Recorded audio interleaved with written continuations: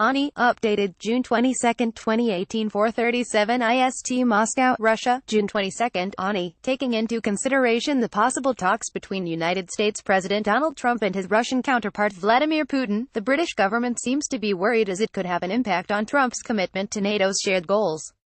Trump will be in Europe for a NATO summit which is expected to be held in Brussels on July 11 to 12. The US president will either meet Putin before the NATO summit or after the president's UK visit 2 days later.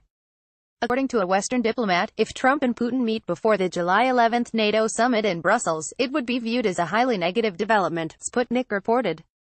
NATO Secretary-General Jens Stoltenberg said Trump may sit down for talks with Putin during his trip to Europe next month. To meet President Putin is not in any way contradicting NATO policies, because NATO is in favor of dialogue with Russia. And if you want dialogue, you have to speak to the political leaders. Several NATO leaders have met President Putin, Sputnik quoted Stoltenberg as saying. Earlier, Putin had said he expects his meeting with Trump to be constructive.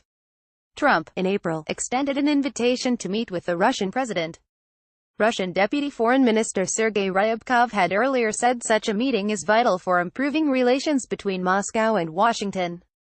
This will be the third time that both the leaders would meet face-to-face. Putin and Trump first met during the G20 summit in Germany's Hamburg in July last year and again met for the second time in Asia-Pacific Economic Cooperation Summit in Vietnam in November last year.